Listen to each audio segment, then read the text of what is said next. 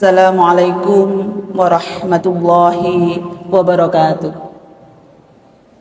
A'udzu billahi minasyaitonir rajim. Bismillahirrahmanirrahim. Alhamdulillah wa syukurillah wa la haula wa la quwata illa billah, amma ba'du. Rabbi shrah li sadri wa yassir li amri wahlul 'uqdatam min lisani yafqahu qawli. Allahumma arinal haqqo haqqo warzuqna ittiba'ah wa arinal batila batila warzuqna ijtinaba. Amin ya rabbal alamin. Alhamdulillah, kita semuanya diberi kesehatan, keberkahan insya Allah di bulan Ramadan ini, dan diberikan kenikmatan yang luar biasa bisa bersilaturahmi di masjid yang sangat megah, Masjid Unisa Walidah Dahlan. Ini luar biasa sekali. Sebelumnya saya ucapkan selamat kepada pengurus masjid yang menurut saya satu-satunya masjid yang melibatkan partisipasi perempuan menjadi khotib atau menjadi penceramah tarawih yang terbanyak di dunia. Karena pengalaman saya selama ini, ya, saya sudah 25 tahun menjadi dosen UIN, itu paling di UIN sendiri saja hanya 3 dari 30 hari yang ada itu untuk perempuan. Di beberapa masjid hanya 1, hanya 2. Di sini saya hitung tadi, perempuannya 13, laki-lakinya 14 yang berdiri di podium ini. Ini adalah salah satu tanda-tanda bahwa Islam berkemajuan memang hadir di dalam masjid ini. Jadi bersyukur sekali, luar biasa, apresiasi yang sangat luar biasa. Nah, pada malam hari ini, dalam waktu yang singkat, tema yang diberikan kepada saya terkait dengan adab generasi Z. Bagaimana sih generasi Z itu, ya? Kita tahu bahwa dunia telah menjadi lebih mudah digapai dibandingkan dengan 50 tahun yang lalu berkat munculnya teknologi. Teknologi yang semakin canggih membuat banyak kemudahan baik di dalam berkomunikasi, berteman, ataupun di dalam mengakses banyak hal. Bahkan sekarang tanpa sekat, ya, antara kehidupan di Indonesia, di Amerika, di Arab Saudi maupun di mana-mana. Dengan sekali klik kita bisa memahami apa yang terjadi. 2 malam yang lalu saya masih di Jenewa ikut sidang PBB yang sekarang sedang viral itu. Tapi sekarang saya sudah hadir di sini. Ini teknologi. Ya, teknologi begitu cepatnya yang itu juga menjadikan dampak-dampak yang tidak selalu positif, tapi juga dampak yang sifatnya negatif, termasuk di dalam pergaulan generasi Z itu.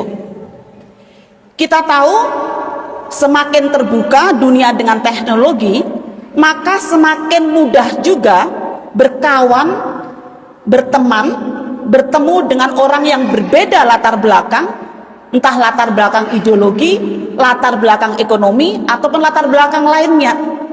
Sehingga terkadang pengguna itu kalau tidak dibekali dengan kecerdasan digital yang bagus, kurang bisa membedakan apakah ini kira-kira adab seperti ini pas nggak sih saya terapkan di Jogja, atau kira-kira pas nggak sih ketika kemudian saat lebaran nanti saya lakukan dengan adab yang ada itu, gitu.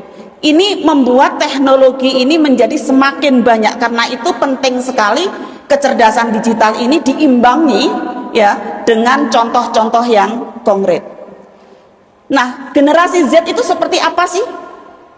Generasi Z itu adalah seseorang yang hidup tahun 96 sampai 2010.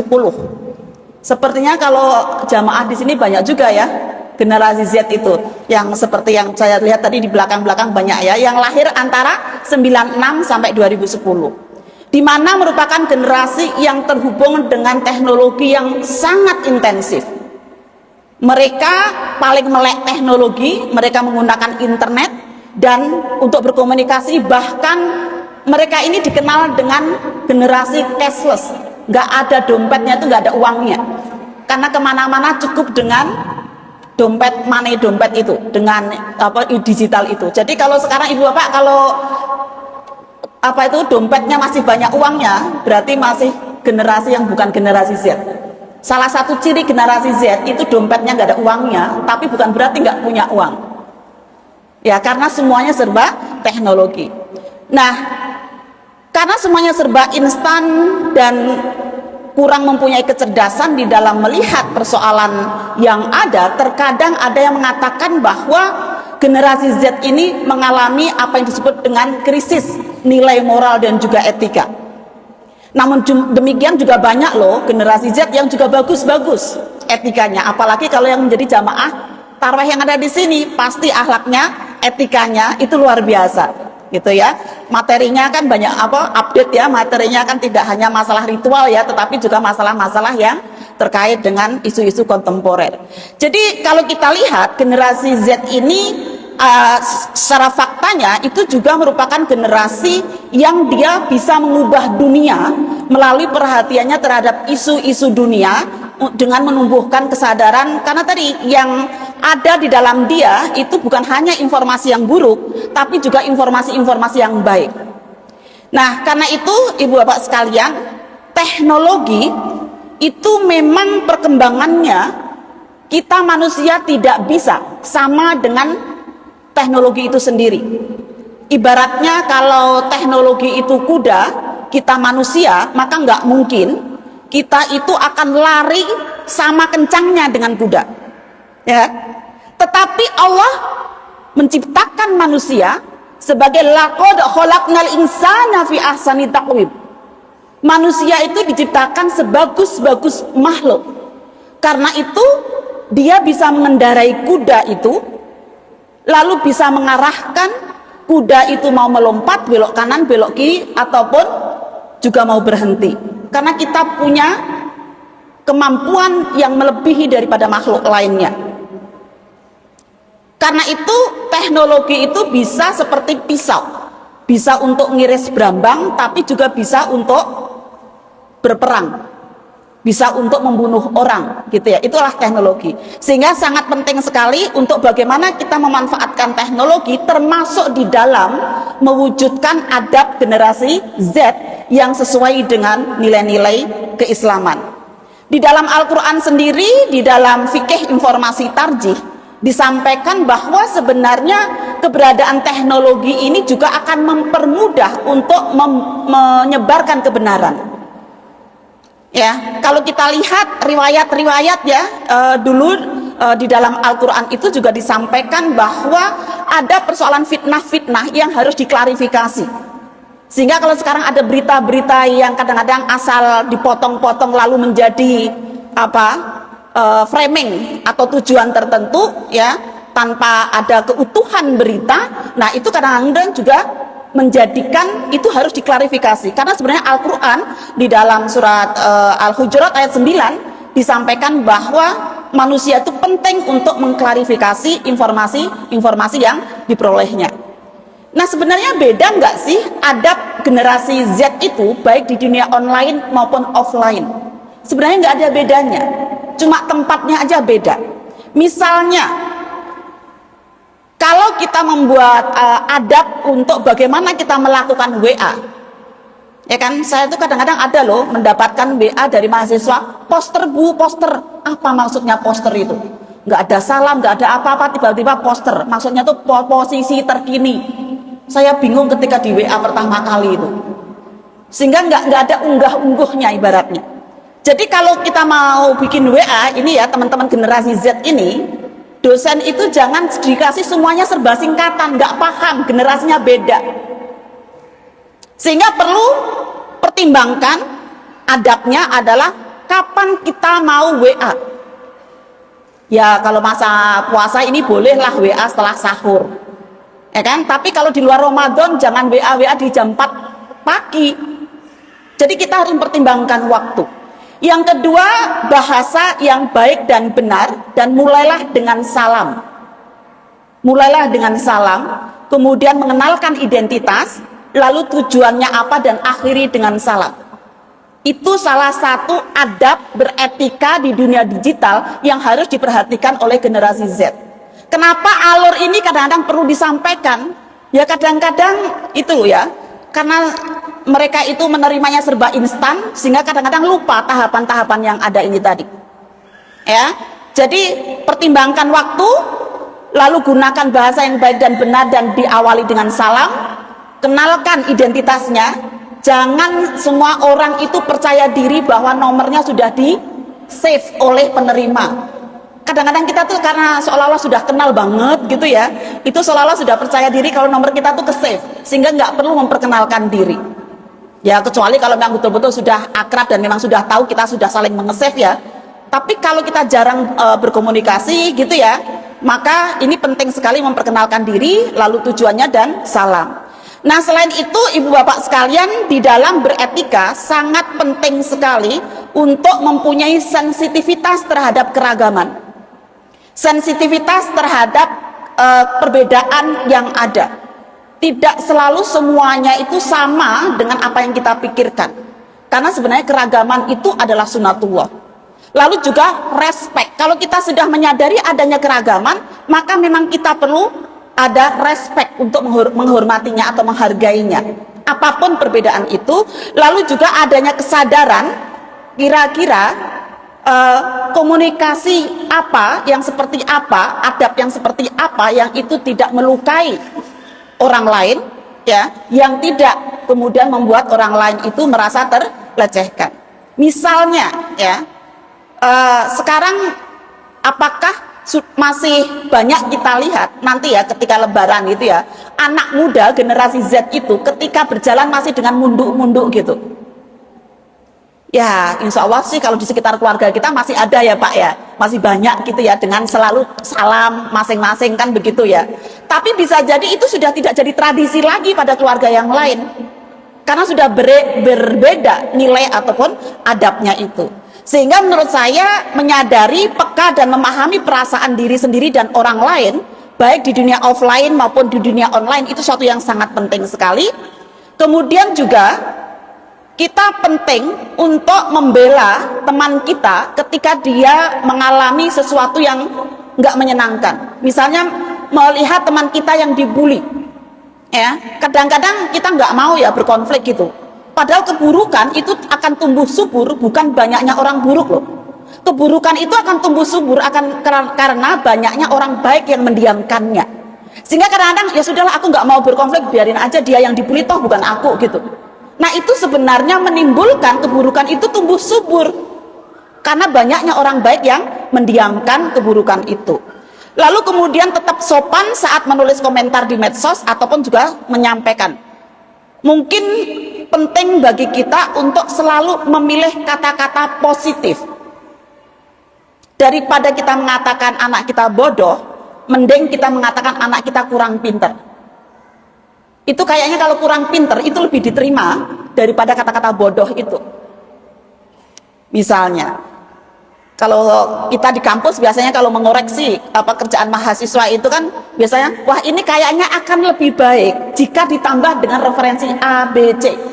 Kata-kata itu sudah membuat lega loh bagi mahasiswa, daripada apa ini skripsi kok kayak gini. Wah itu beda lagi, padahal sama-sama ingin ngasih masukan toh, tapi dengan kata-kata akan lebih baik, lebih sempurna jika ditambahkan dengan referensi A, B, C dan sebagainya. Itu kata-kata seperti itu akan lebih mengena, kaulan baligho, mengena di dalam hati.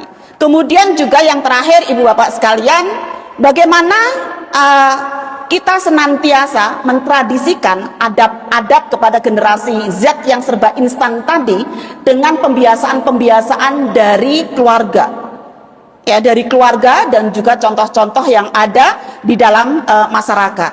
Karena sebenarnya pertemanan itu kan kayak algoritma di dunia teknologi, itu kan juga algoritma ya. Jadi kalau kita suka ngeklik TikTok makanan, maka yang akan muncul adalah makanan terus begitu. Ya karena mau jelang buka puasa ya, sehingga yang diklik adalah makanan terus gitu ya. Tetapi sebaliknya, kalau yang kita klik adalah hal-hal yang buruk, maka dia akan dikirim terus gambar-gambar yang buruk. Itu algoritma yang ada di dunia teknologi, yang itu juga bisa jadi terjadi di dunia offline. Ya kalau dalam pepatah itu kumpulono wong-wong sing soleh. Nah, itu sebenarnya algoritma itu gitu. Kita berkumpul kepada orang-orang yang memang membuat kita berdaya, membuat kita bermartabat, dan juga membuat kita tidak mengalami keburukan-keburukan yang lain. Nah, terakhir Ibu Bapak sekalian yang saya hormati, kalau kita berbicara di dunia digital, penting sekali memahami jejak digital. Saya selalu menyampaikan jejak digital yang negatif itu lebih kejam daripada catatan malaikat raqib atid. Kenapa terjadi seperti itu? Karena kalau kita berbuat salah, kita mohon ampunan kepada Allah, insya Allah kalau benar-benar dalam hati, taubatan nasuha, dari centang, dari silang menjadi centang. Tetapi kalau sudah di digital, sudah terlanjur di screenshot, disimpan di gadgetnya orang lain, walaupun kita sudah lapor ke Kominfo, ya, tetap aja itu masih permanen di situ. Jadi sekali lagi, jejak digital yang negatif itu lebih kejam daripada catatan malaikat raqib atid. Karena itu penting sekali menjaga adab ya generasi Z yang serba teknologi ini untuk meninggalkan jejak-jejak yang positif. Jangan sampai karir Anda itu batal untuk pergi kemana, beasiswa sudah diterima, tetapi ketika jejak digitalnya ada keburukan, maka bisa jadi gagal, nggak jadi terpenuhilah mimpi-mimpi itu. Terakhir Ibu Bapak sekalian yang ingin saya simpulkan terkait dengan adab generasi Z ini adalah pertama, kita memang penting sekali untuk melakukan cek dan recheck terhadap informasi yang ada. Apakah itu benar atau salah? Apakah ketika saya share ulang itu menimbulkan sesuatu yang positif atau sesuatu yang negatif? Sehingga melibatkan nilai ilahiyah di dalam kehidupan itu sangat penting sekali. Dalam Al-Quran dikatakan, فَمَنْ يَعْمَلْ مِثْقَالَ ذَرَّةٍ خَيْرًا يَرَهُ وَمَنْ يَعْمَلْ مِثْقَالَ ذَرَّةٍ شَرًّا يَرَهُ. Sebesar biji sawi pun, apa yang kita lakukan, yang kita tinggalkan, baik di dunia digital maupun di dunia nyata, itu harus kita pertanggungjawabkan. Sehingga kalau saya implementasikan dalam kehidupan saya pribadi, misalnya kalau saya diminta untuk diajak diskusi sama teman-teman kader-kader muda ya, misalnya IMM, IPM gitu ya, itu benar-benar kita nggak ada waktu atau males saja. Kalau saya melibatkan ilahiyah di dalam kehidupan saya, maka selama saya sehat, saya punya waktu, tidak berbenturan dengan aktivitas yang lain, dimanapun berada, saya nggak pernah menolak, misalnya kayak gitu. Kenapa? Ya, malaikat raqib atid itu selalu bersama kita, akan selalu mencatat gitu. Kamu tuh bohong atau tidak gitu. Kamu tuh benar-benar punya waktu nggak untuk berdiskusi dengan para kader-kader perserikatan ini, misalnya kayak gitu. Yang kedua adalah punya empati dan menghargai dan merayakan keragaman walaupun itu berbeda dengan kita. Saya sangat senang sekali formula dari berbagai macam pendapat di Muhammadiyah ini adalah misalnya titik-titik yang sesuai dengan Islam yang dipahami Muhammadiyah. Gitu. Jadi misalnya ya, suatu saat saya pernah tanya kepada Prof. Haidar saat itu tentang sikap terhadap kelompok tertentu yang meyakini adanya Nabi setelah Nabi Muhammad. Bertanya, Prof, ini gimana sih sebenarnya sikap Muhammadiyah terhadap kelompok ini?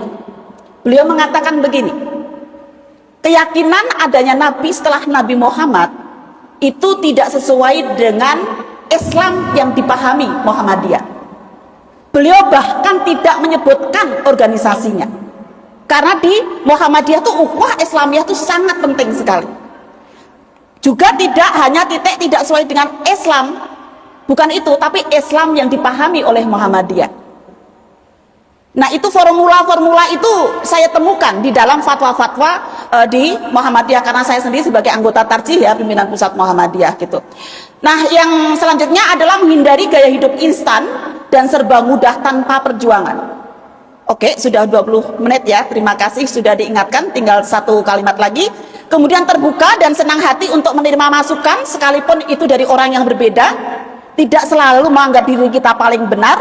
Dan yang terakhir adalah apapun yang kita lakukan, adab apapun yang akan kita suguhkan di masyarakat kita, kita harus menggunakan ilmu.